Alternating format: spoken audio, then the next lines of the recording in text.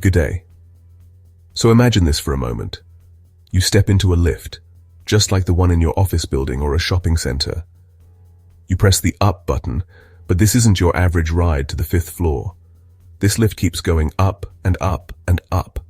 It climbs past the clouds, past the thin blue line of our atmosphere, and keeps ascending until the blackness of space surrounds you. You've just taken a ride on a space elevator, a colossal structure tethered to the Earth and stretching 100,000 kilometers into the cosmos. It sounds like something straight out of a blockbuster movie or a far-fetched science fiction novel, doesn't it? Well, you'd be right about that, but this isn't just a fantasy anymore. It's a concept that some of the cleverest minds on the planet are taking very, very seriously. The basic idea is both beautifully simple and mind-bogglingly ambitious.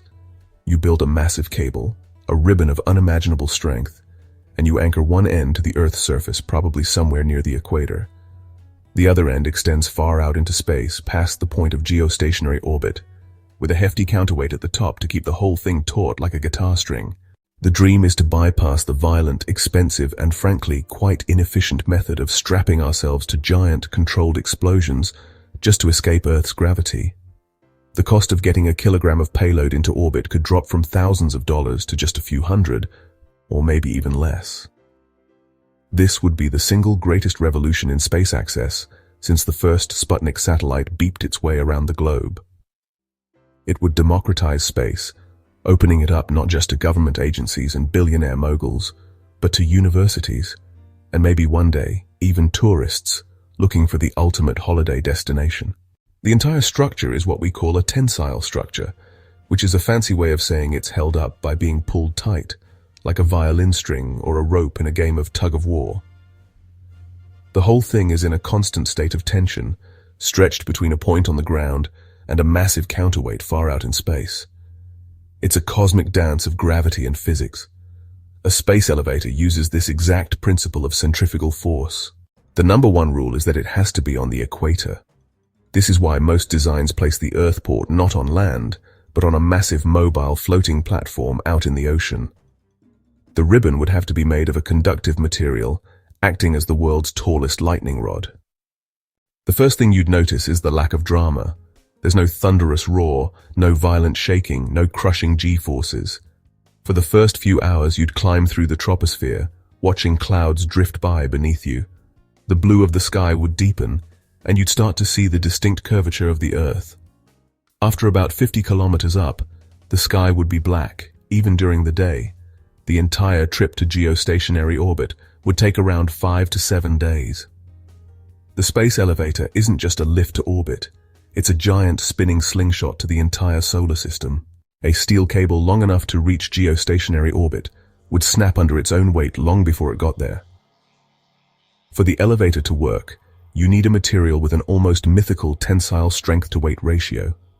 For most of the 20th century, no such material existed.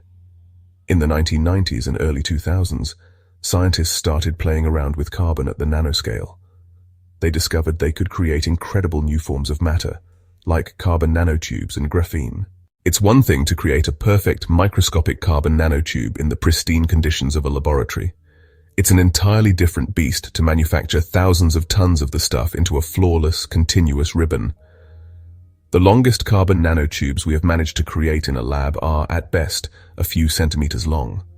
The theoretical strength of a carbon nanotube relies on its atomic structure being absolutely perfect. A single missing atom, a tiny misalignment in the honeycomb lattice, or a stray impurity can create a weak point. We would need to develop entirely new methods of manufacturing and real-time scanning to ensure the ribbon is flawless. Perhaps the most famous and vocal proponent is the Obayashi Corporation, one of Japan's largest construction giants. Back in 2012, they made headlines by announcing their goal to have a space elevator operational by 2050. You also have organizations like the International Space Elevator Consortium, coordinating research efforts globally. It all begins with a single conventional rocket launch. This seed ribbon would be deployed from a satellite in geostationary orbit. The first generation of builder climbers would crawl slowly up the seed ribbon, making it stronger with each pass. Most serious estimates place the cost of the very first space elevator somewhere in the range of tens of trillions of US dollars. It would require a level of international cooperation and investment never before seen in human history. The biggest single cost would be the ribbon itself, manufacturing thousands of tons of flawless carbon nanotube material. The cost to lift 1 kilogram to orbit could fall from $10,000 with a rocket to as little as $100. Suddenly, building massive solar power satellites, mining asteroids, and building space habitats becomes feasible. What happens if it breaks? The image is terrifying, isn't it? The good news is, a snapping space elevator ribbon would not come crashing down to Earth in a fiery apocalypse. The entire ribbon would essentially float upwards and away from the Earth, unspooling into space. There's another popular myth, that a falling ribbon would wrap around Earth, slicing through continents like a giant cheese wire. The ribbon would mostly burn up on re-entry, fragmenting into dust and small lightweight fragments. The Earthport would be in the most remote part of the equatorial ocean, ensuring any debris lands harmlessly in water. The honest answer right here in 2024 is a classic yes, but yes, the fundamental physics is sound. There are no laws of nature that say it's impossible. We have discovered materials like carbon nanotubes that possess the godlike strength needed for the ribbon. The gap between creating centimeters of nanotube yarn in a lab and manufacturing a 100,000-kilometer ribbon is the greatest engineering challenge in human history.